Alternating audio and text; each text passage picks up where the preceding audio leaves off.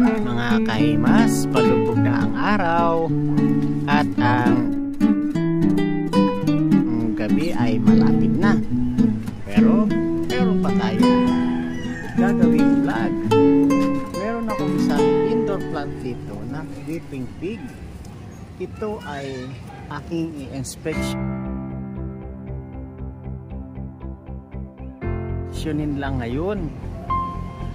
At babawasan ng damo, aalisin ng sanga na hindi maayos, pero ito ay pipick upin para dalhin dun. Subukan ko nga kung mabubuhat ko ng ganito to dito, kasi ito ay nilalagyan ko ng fertilizer. Ayun, nabuhat natin, oh. Ayan po, oh. Ayan, samahan nyo na ako dito.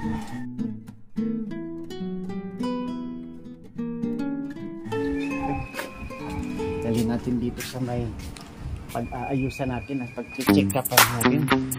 Check upin po kasi natin kung ito ay tagilid ba ang tubo o ito ay maayos na ang tubo. Ay, maliwanag pa pala. Ito po, ito siya. Yan ang buo. Yan kabuuan niya. Nakalagay po yan sa paso na goma ng truck. Yan, gagaling po ng mga gumagawa ng paso na goma ng truck. Pero yan po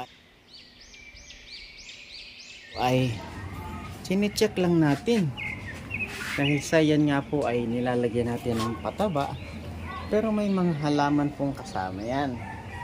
Ang mga halaman pong kasama ay nagbubulaklak naman po yan ng maayos. Ayan, ayan. Pinababayaan lang po natin yung mga halaman na yan. Pero ito pong mga ganitong halaman, yan po ay ating ginugupit.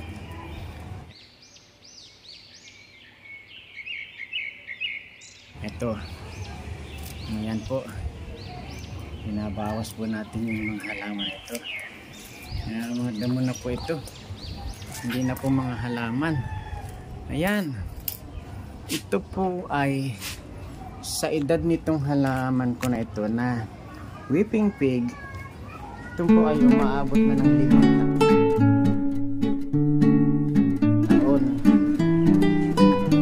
Dahil siya wala nga po akong nakukuhaan ng buhay na kaagad nito. Ito po ay nakukuha ko ng maliliit pa lang. Opo, maliliit pa lang po, as in ganito pa lang po kalalaki. Tapos ituwid po yan at aalagaan. Ayan, po ako dyan lagi. Kahit saan ko po sila nakikita, minsan ay nasa kalye lang po itong mga weeping pig na ito, itong mga halaman na ito. Ito po ay sobrang mataas na. Pero chichikan po natin yung puno, kung ano ngayon basta ng puno ito. Sa gabi na, medyo madilim na, ay papaikutin ko na lang sa inyo. Ayan po. At ito po ay hahanapan ko na ng maayos na paso po na talagang pang-indoor. Ayan po, napakaganda na yan. Napakaganda na po. Ganda-ganda na yan. Ayan o. Ayan o, tignan nyo. Pang-indoor po talaga yan. Napakaganda na po ngayon itong ating pinapanood ngayon na weeping pig indoor plant. Ito, yan po ay malaking malaki na ang puno niyan. Malaking malaki na po ang puno niyan. At napakaganda na ng ugat niyan. At yan po ay pwede nang ilagay sa mga building o di ka sa mga house. Yung mga bagong house po ay pwede na po ito. Ang lusog nga po niya, tingnan niyo po. Napakalusog niya. Pwede rin po itong alisin. Ayan. Kung gusto po ninyo kapag ganito, ang shape niya mas mababa, kaya ito po ay bawasan natin. Bawasan natin.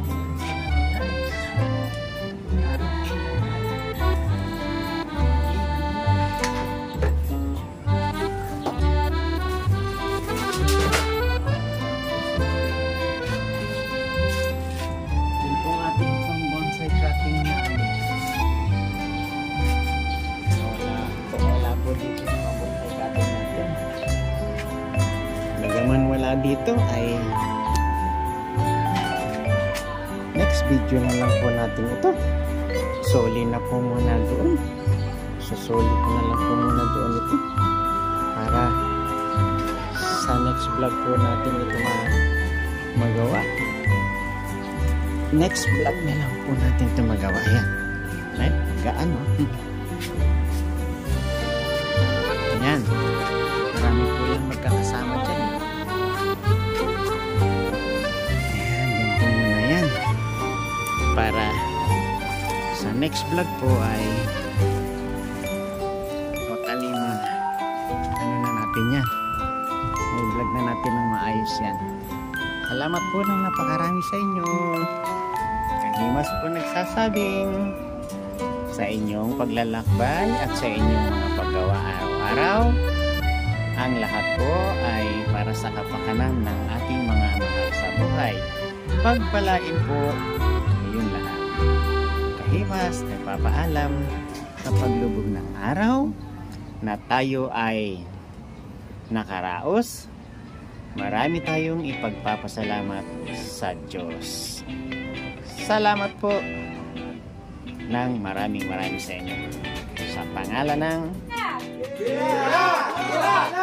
Para sa Business Family! Birabaran! Sa Business Family! Birabaran!